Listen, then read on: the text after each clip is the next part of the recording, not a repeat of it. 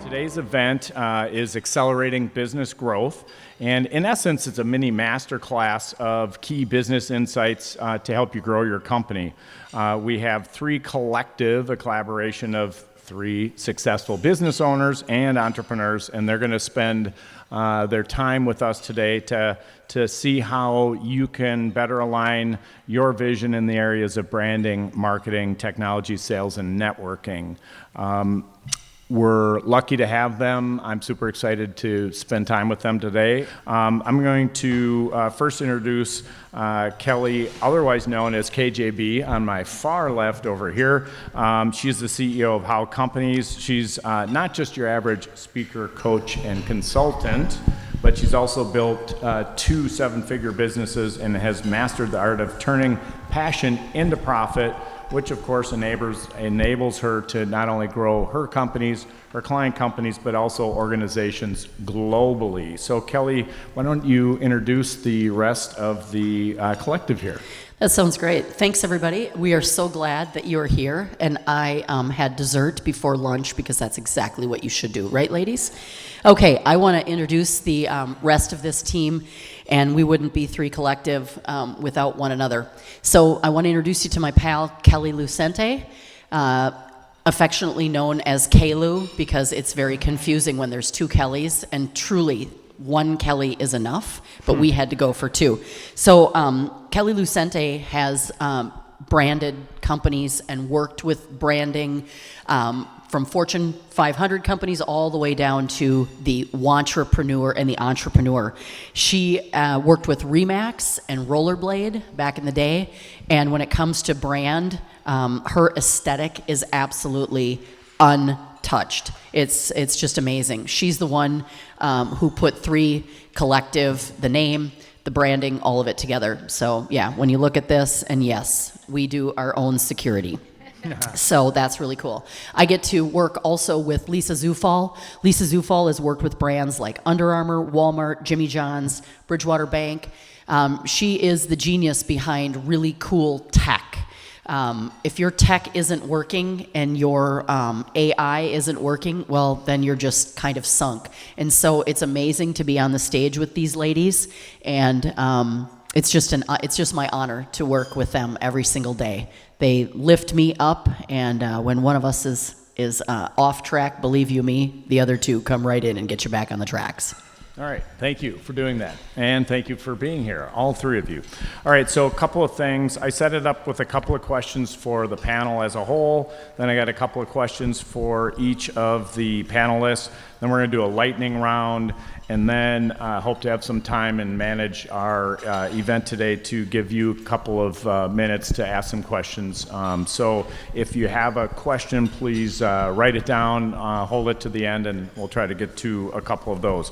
All right, ladies, let's start with sharing the story of how the 3 of you met and what led to the formation of the 3 Collective.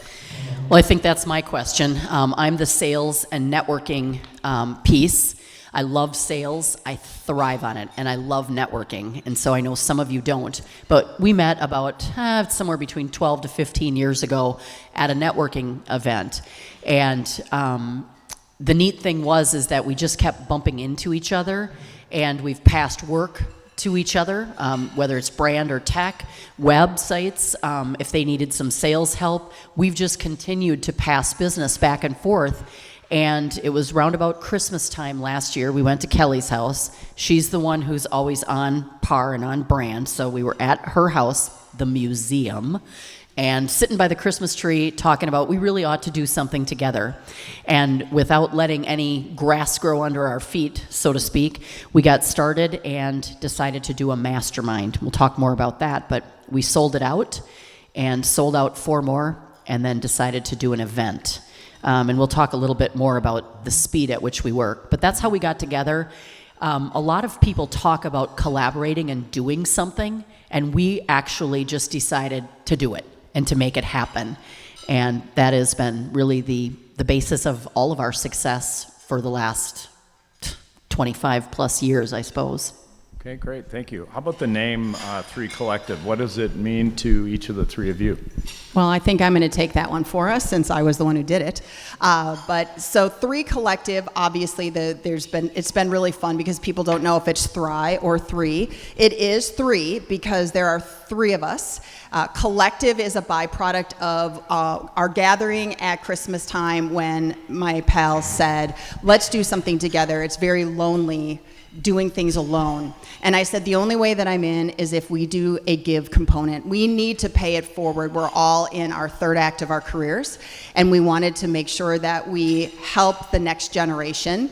So that's the collective piece. 3 Collective together is really all about we're bigger than the sum of our parts. Okay, great. How about internally, you all have some unique strengths and they complement one another and the work all kind of fits together. I was actually talking to somebody earlier about how it's kind of like a fabric, a mosaic. It all kind of fits together. How does that benefit the people that you do work with?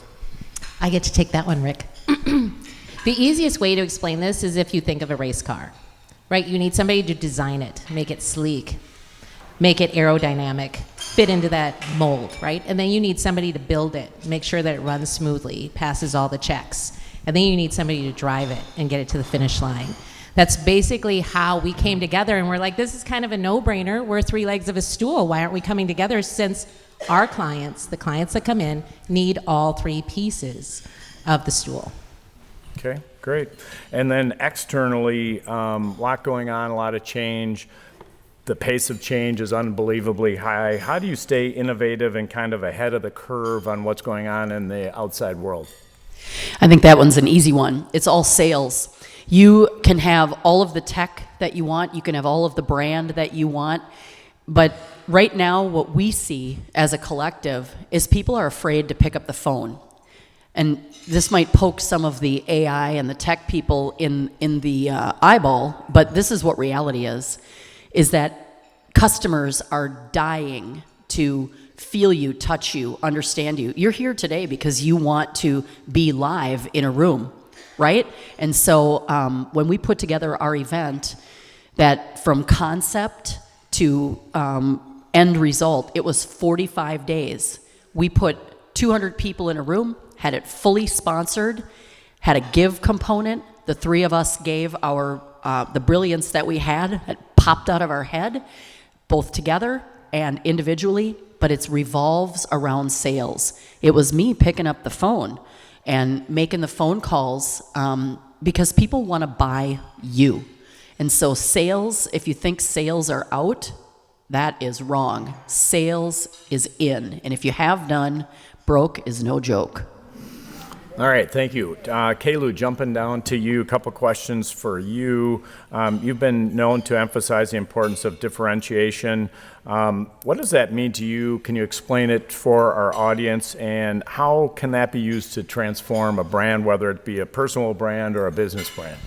Yeah, okay, so that's pretty much what I'm known for, is differentiation. I have a decent aesthetic, but I'm generally hired because there's so much noise and competition. The whole point behind differentiation is why you versus anybody else who does what you do as a person, what your company sells, or what your widget offers. It is truly about separating yourself from the masses. So that feeds into the career that you've had working with both large and small companies. And in the audience here, we're going to have some smaller companies that are just getting up and running. We're going to have what I call emerging growth companies that have some traction and are kind of at an inflection point. And then we also have some bigger companies. What's a key strategy in the area of differentiation and marketing across these wide, diverse businesses?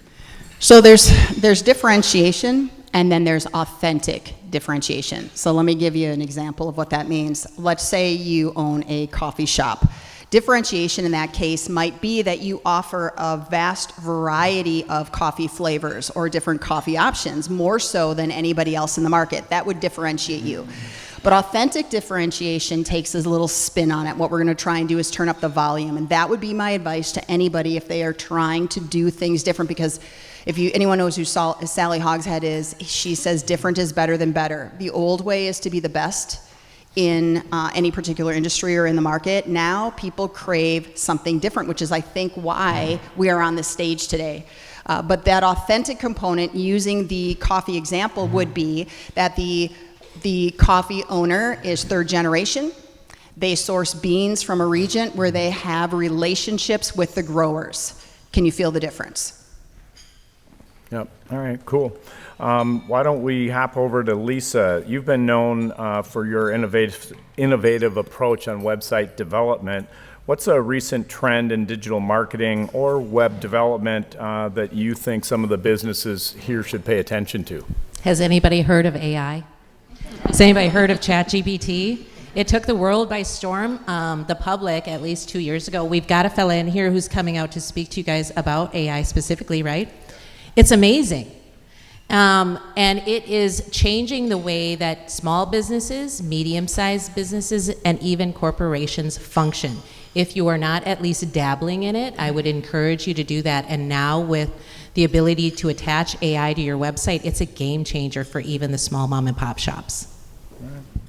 How about from looking back over your career, the biggest challenges that entrepreneurs face when they're building their online presence? I always try to focus on, or at least have people express some of the challenges so when people can go back to the office and make that change. But what are some of the biggest challenges that entrepreneurs face in the online presence world?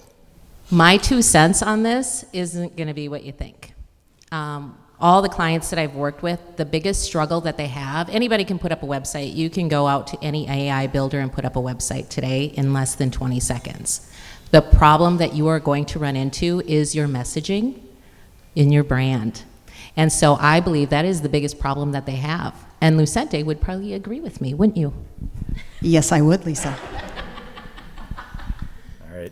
You brought up AI. I mentioned that Justin's going to be speaking on it here in December. Justin's got his event coming up this fall. It's obviously changing the landscape of all digital marketing. What should businesses be doing now to stay ahead of that curve? Talk to people like Justin. Talk to people like me. There is a swelling in the Twin Cities of AI folks who are just really catching their stride in AI. Right? Because it's so new. We've been playing around with prompting. We've been doing all kinds of stuff. So chances are we've dug deeper than anybody on the planet right now in figuring out, oh, that's a good prompt. That isn't a good prompt. So what I would recommend is connect with somebody who's been doing AI and ask them a few questions and see if they have some prompts that you could utilize. For businesses to start using AI on a regular basis within their business means that they will be more innovative than anybody else. They will be more innovative than their competition. This is a smart program. This is artificial intelligence. It's going to come up with things that you never even thought of. You want to come up with a new product, throw it in there and see what happens. All right, great. So KJB, you have to say, woman who's close to my heart, and as you said, you ate dessert first. I'm totally for that. I'm with that all the way, so I agree with you on that one. You're known for creating strong and lasting relationships in the business community. What strategies do you use to turn your networking connections into business opportunities? One of the things that you've heard ad nauseum is the fortune is in the follow-up. But it is really, really true. What I have found is my sweet spot. If you can figure out what your sweet spot is for follow-up, when you reach out to a contact before you pass. For me, it's 5. It's a handful of times. If I'm following up with somebody, here's a great example. So it's somebody that's one of your sponsors, Sarah. Sarah and I met at EO more than a year ago, I guess, and the follow-up around that. She had a chance to meet me. I had a chance to meet her. I didn't ask her to be a sponsor on day 1. That's not a great way to date. Hey, let's get married on day 1, right? But it was probably at least a handful of follow-ups. And it was in that handful of follow-ups when I said, Sarah, will you be a sponsor? And the answer was an easy yes. What I find business people do is they make a yes difficult. They put too many extra pieces on it. It's so much easier when you find a win-win for each of you. So thanks, Sarah. She's couldn't have planted a better one in there. So for me, it's 5 follow-ups. For you, it might be 2, it might be 10, but you've got to find your sweet spot. All right. How about sharing a specific example, although that's a very good one, sharing another example about how your approach to relationship building has directly led to significant sales wins and or business breakthroughs? Yeah, I think what many times young salespeople, or I will say people that are new in sales, they're always on their own radio station. What's in it for me, right? WIFM. And I think you need to change the channel, right? For those of you that have known radio, right? How many of you can remember dialing your radio in, right? Raise your hand. Okay. So you need to get onto a different channel and really look at, for me, I always flip the script and put myself on the other side. If I was the person and, being brought an opportunity, what would be in it for me?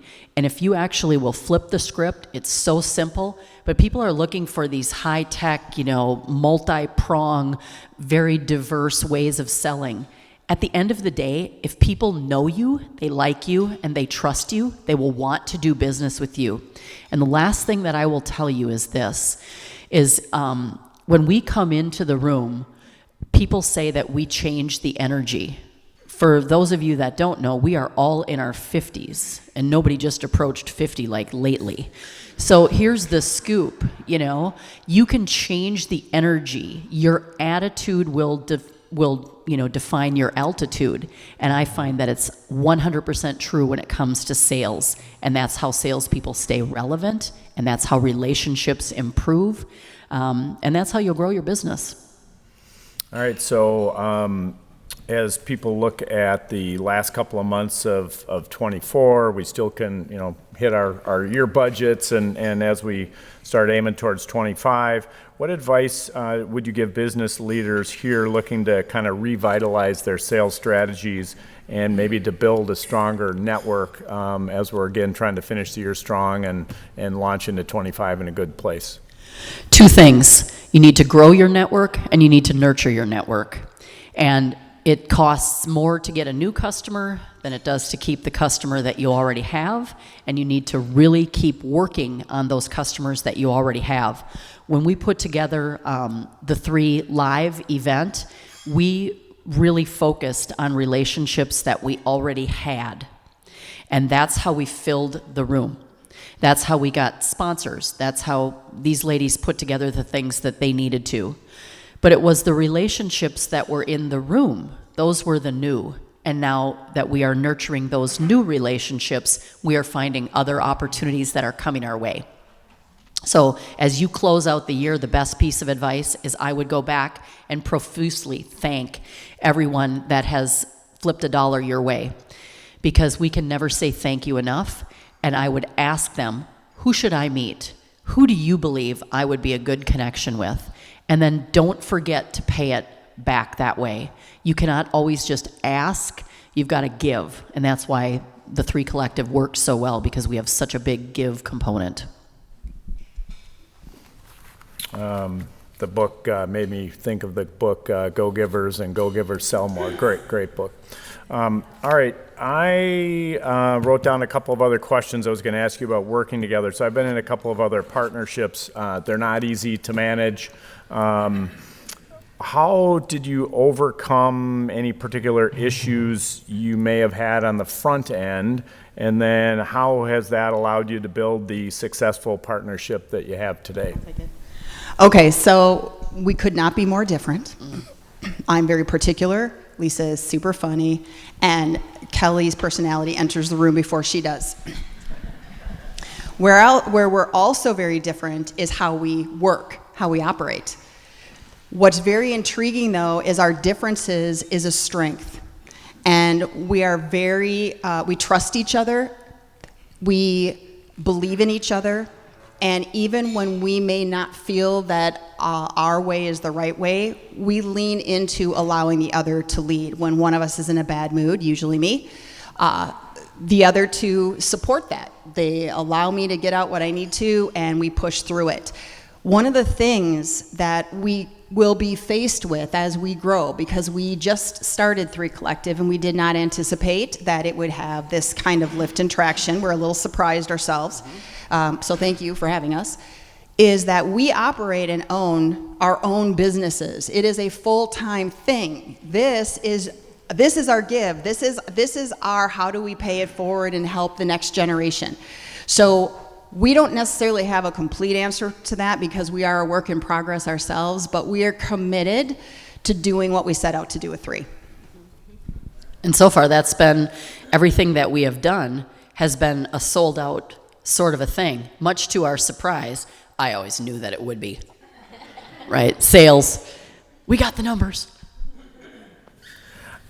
It goes with that question, so it's kind of 1A, 1B, about handling conflicts and differences. And again, I've been in a few partnerships, and it isn't always easy. How do you manage those conflicts and differences? I can take that one. Yeah. A lot of times I'll just slide in a good one-liner, and then everybody will start laughing, and then we can get down to, okay, what is really going on here, and actually talk about it. You ever notice when you get really angry? Your emotions are heightened, you're saying stuff that you really probably don't mean. But if you add some levity to it, suddenly your brain and your system can calm down enough so that you can start having a good conversation and work through it. And this is Miss Problem Solver over here. She's like, okay, let's everybody take a breath. Because sometimes her and I can be like, listen. So KJB will just be like, hey, let's just take a breath. Let's figure this out. Everything is figure-outable. That's what we're learning. And we keep in contact. Like, we talk every day, at least 50 texts a day, Well, if not more. and we made a commitment to each other on day one that it's our friendship comes first. Yes. That we will shut the doors on 3 if that is a risk. Yeah, that has been an absolute key. It's friendship first. We're all too damn old. We've had too much life. We've had too much success, too much failure to let a business get in the way of friendship. Because at the end of the day, you can make another dollar, but it's really hard to make another really great, deep relationship, and that's what's at the core. So if you're in a partnership, and the person that you're with you don't respect, or it's just not working, don't be afraid to walk away. Yeah. How about you come at things from different perspectives, lens. What about a piece of advice that you give people, again, as we're coming into the end of the year, people are saying, hey, we're going to hit budget, or we're going to make quota, all these different things. What would be the one piece of advice from each of you to our audience about what they might focus on here for the next couple of months to stay competitive and have success? And you want something from each of us? Yeah, sure. All right, so one of the things I would suggest to get it through the end of the year is audit your stuff, audit your website, audit your brand, audit your messaging, look at your competitors, see what they are doing. Are they doing anything innovative? Did they pivot in the 11th hour? I'd reverse engineer what you're trying to achieve and see where you can get some lift, and then I would make those adjustments. And then I would take what Kelly did, and I would put it in ChatGPT with a prompt saying, this is exactly what my competitors are doing right now. What can I do in the next 3 months? This is it, write it down. Brainstorm 3 possible scenarios that I can do in the next 3 months to crush it before the end of the year, and see what happens. And I would look at where have your sales come from. Go back to those relationships that you have and see if you can find some more sales. And then what people don't like to do is I would go out and I would double down on your networking. I would double down on growing those relationships. If you've got here's the thing. We work oftentimes when we were doing our event from sun up to sundown. And a lot of people are really thinking on this, oh, how can I get through my 4-hour day? What?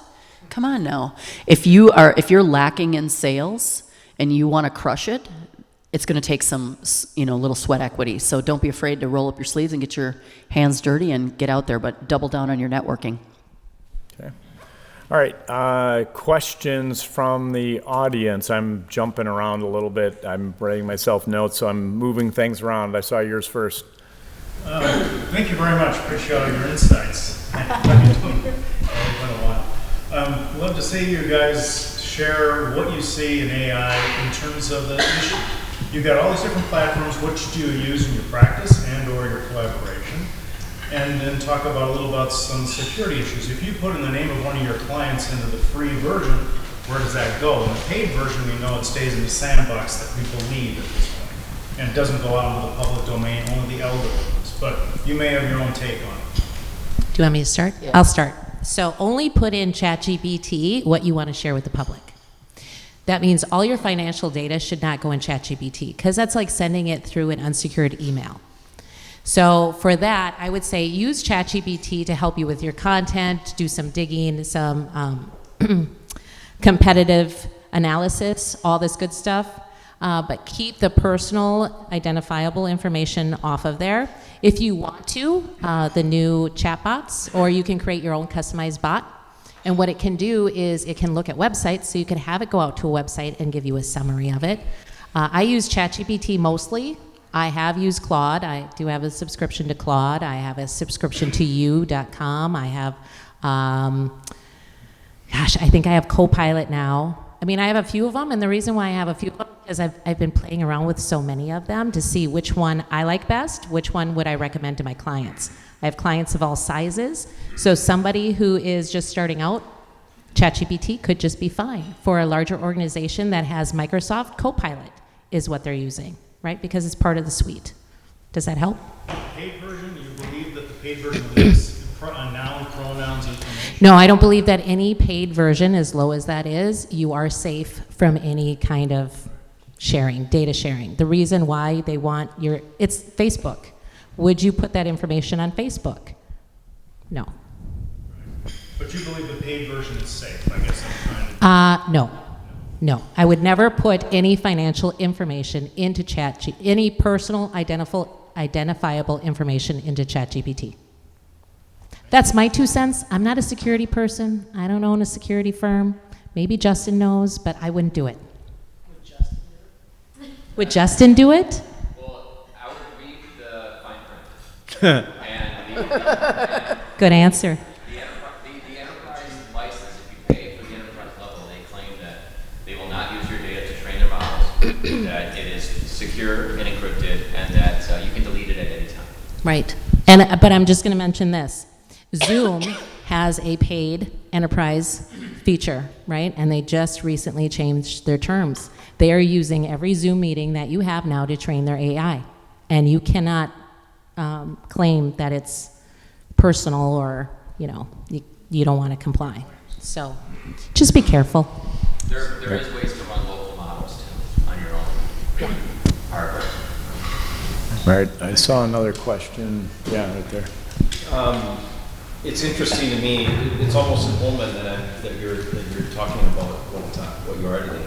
For me, how do you separate? I'm sure that there's opportunities that maybe come your way, or you're working on that maybe because you each have individual businesses and you have a collective business.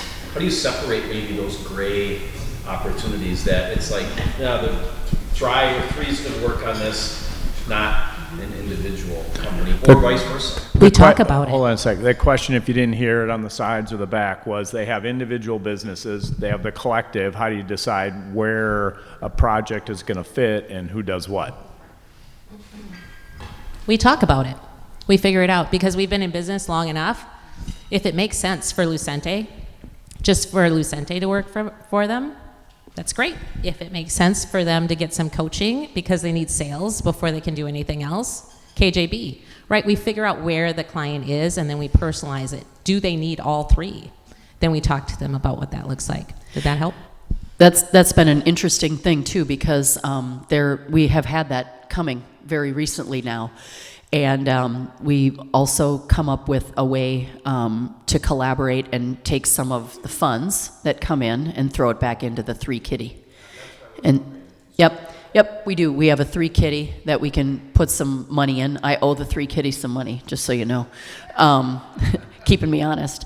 But the neat thing is that you throw some money into the 3 kitty and then it gets divided by 3 anyway. So the reality is that if one of us is succeeding, all 3 of us are really succeeding, and if it doesn't work, we have to talk about it, and that's what we've been doing, and so far, knock wood or something, so far it's working. Other questions? Over here, Wendy. Love to have. Thank you for starting the year off with 3 adorable women who love what they do so much they can't stop smiling when they talk about it. So that's fantastic. I'm curious about your individual idea of, you said it's a give back scenario. How do you want to give back? What's your personal mission, each of you, to give back to the community? Could you share that? Oh, absolutely, because it's a tenet of what we're doing, and that is, we've always sort of been head down, full out, trying to climb a ladder. All 3 of us have corporate backgrounds. All 3 of us have our own entrepreneurial story. Very, very different, quite emotional on how we've navigated our careers. We all feel very blessed that we have the ability to continue to work, that we're in America, that ideas, we can breathe life into it. One of the things that we felt, though, is we wish we would have had more resources. Gender aside, resources in general. And what we didn't want to do, we met at a women's networking event, but I feel very strongly that both sides are very valuable. So when we came together and had our original talk, I said the give component for me, that is most important to me, is to help the next generation behind us. So I want part of my personal legacy to be that when someone says my name, it isn't just, oh, she can really create a cool logo and she can help somebody win business that someone else couldn't, just based on differentiation.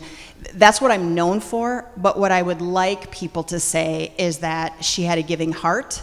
And the area that we know that we can give, we may not always have financial means to do it, but what we can do is contribute our talent, open our Rolodex, leverage our networks, and educate this next generation. So my 1/3 of give is really focused on how can I change the person's life in the room. My give has actually always been, I have a soft heart for single moms because I was one. So any single mom that comes to me, I will do anything for. My give is the contacts.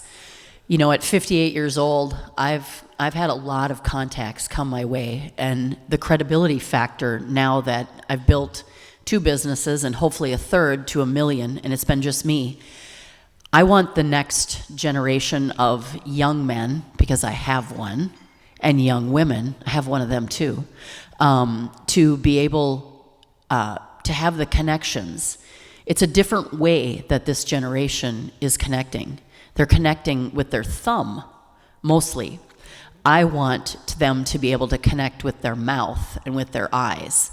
And so I'm teaching my boy, who's a teenager, a senior in high school, how to reach out and shake that hand and look you in the eye and say, yes, ma'am, no, sir.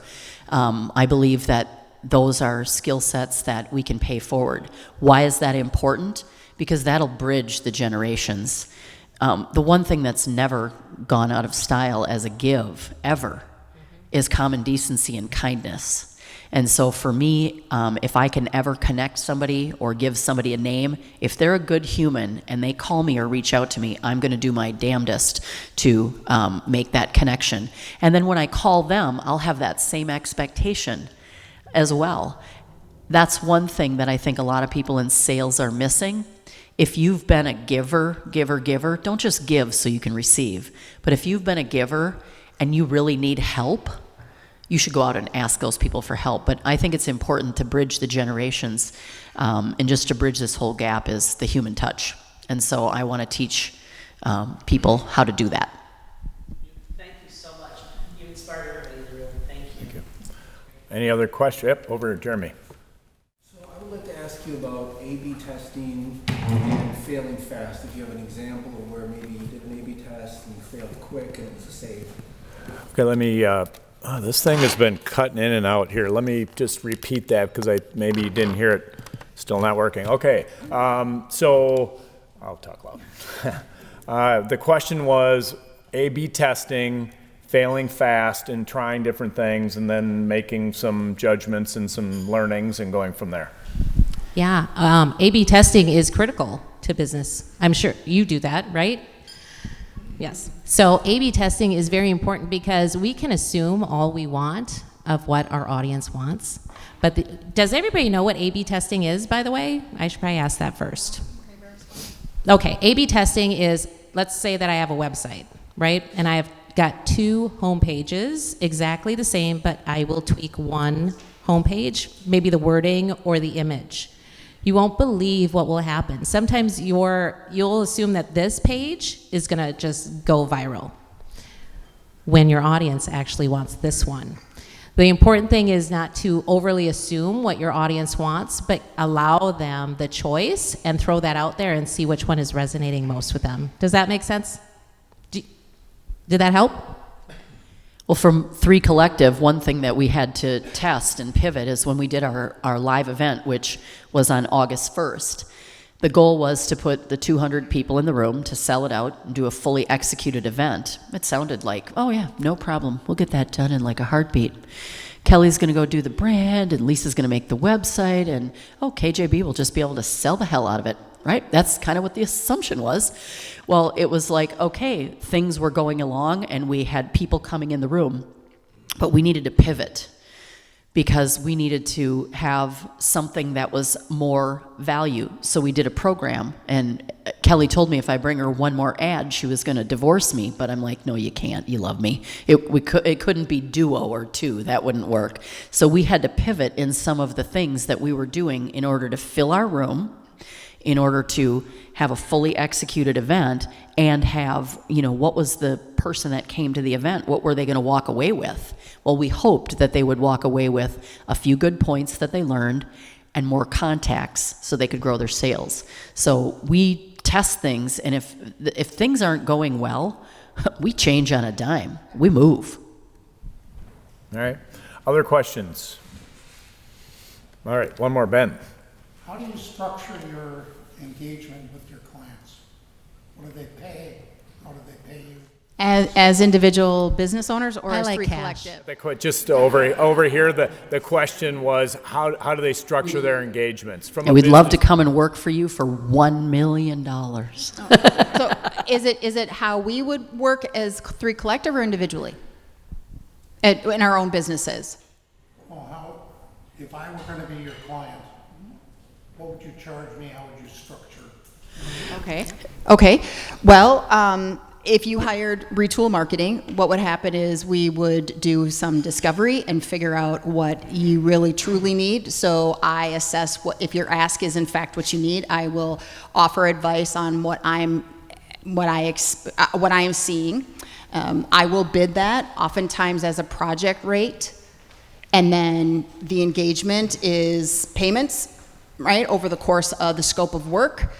Sometimes as we're going down the path, curveballs happen, opportunities arise. Those would be outliers. We'd bid those separately. Depending on if we needed to outsource a service as we go along, I could either leverage the connections that I have. I could oversee your internal staff. So it kind of depends on your scenario, but anything is possible. Under the 3 Collective, that is different, and it's different in that what we do is a deep dive on what do you really need. 1 of us, 2 of us, 3 of us, none of us. We're very honest about that. We aren't going to take someone's money if they... Not all work is good work, but if Right. just to piggyback on what Kelly said, is that depending on what you need, if you need something on brand or something on web or something in sales, we each work individually.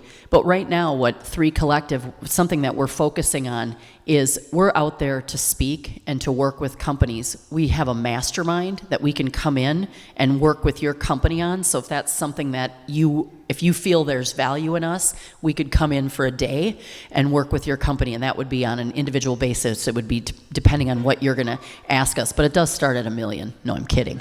Doesn't that sound good, though? Doesn't that just sound good? No, so it would depend on the scope of work and what we need to do.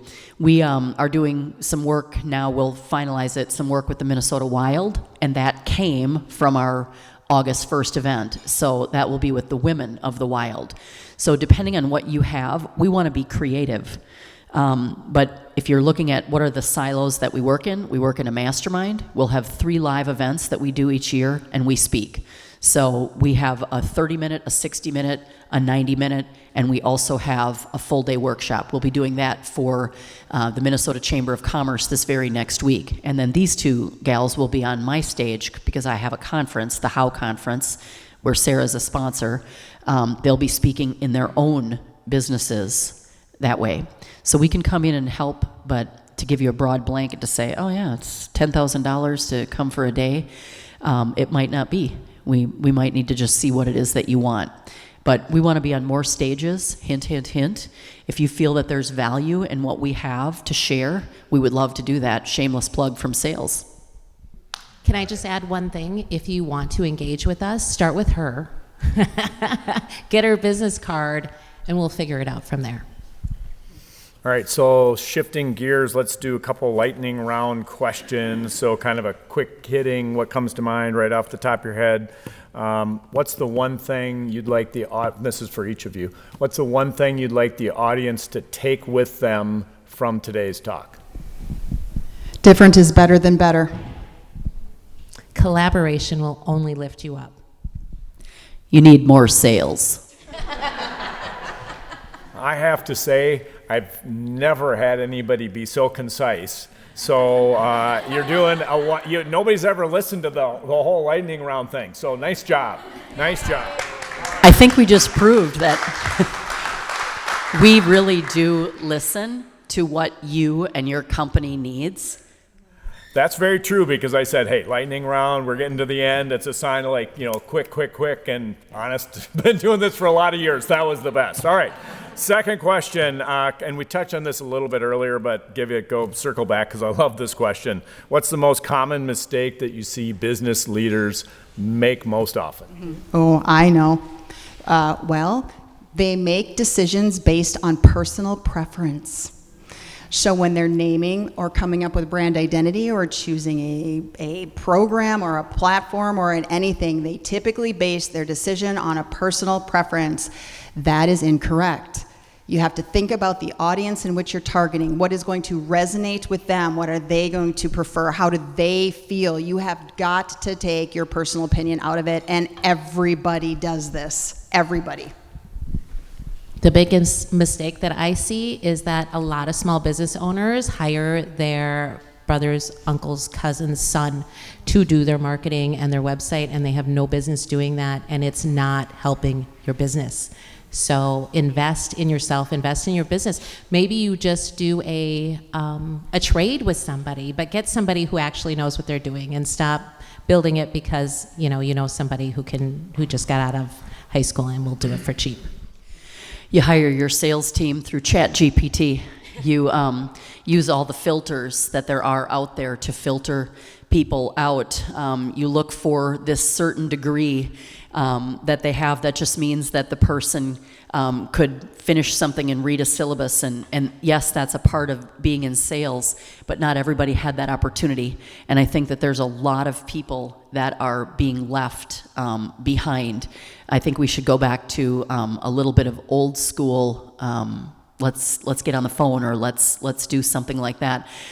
Because if you get 100 applications and you only come up with like the top 3, and the top 3 when they show up in your office are like, Larry, Curly, and Mo, for those of you that all know who that is, right? Then your AI isn't working. What it's doing is it's the people are playing to what you wanted. So I think that you need to do a little bit better digging and a little bit more belly to belly with salespeople, and you'll find a little bit more success. All right, last question. What's a piece of advice that you wish you would have gotten earlier in your career? For me, it would be it's okay to ask for help. You don't have to do it alone. Gosh, piece of advice. That would be it. I have another one. Yeah. So you take that one, Okay. and I'll take this one. Don't be the smartest person in the room. Yes, I like that one too. We'll share. We'll share it. Do you see how this collaboration works? If you're confident in yourself, the rest will fall into place. Work on your confidence in just who you are first, and the rest will fall into place. Okay, KJB, you mentioned a couple of things coming up. Just real quickly, what's the next thing coming up? The How Conference. Oh, the How Conference. Yeah, that's on Tuesday. Wow, that's so just a couple of days away. It's a women's conference. Kelly Lucente will be shedding some light on brand, so she'll be, retool marketing. Lisa will be Birch Solutions that day. It's a women's conference. There's always a few good guys that come. I think we've got about 8 or 10 of them registered. It's in Woodbury. You can go to conf.com, grab a ticket, and then we will be out speaking. And if you see a stage for us that we should be on, please let us know. All right, thank you. Last thing, again, October 3rd, which is the first Thursday, which is only a couple of weeks from now. Scott Burns of Mars and Power. For those of you who aren't familiar with them, kind of the latest significant fund in the Twin Cities. They're out of St. Paul, the multi-billion-dollar asset manager is trying to figure out how to extend their brand. They went into private investing. I'm grateful to say, actually, one of my companies was their first investment about a year and a half ago. Their first fund was 25 million. They're going to be announcing soon a second fund. I'll let Scott tell you a little bit more about that. I've invested with them. I've known Scott for like 25 years. Smart guy. You're not going to want to miss that. That's October 3rd right here, and we're going to talk about what VCs are looking for in an investment. So let's give a round of applause to our panelists.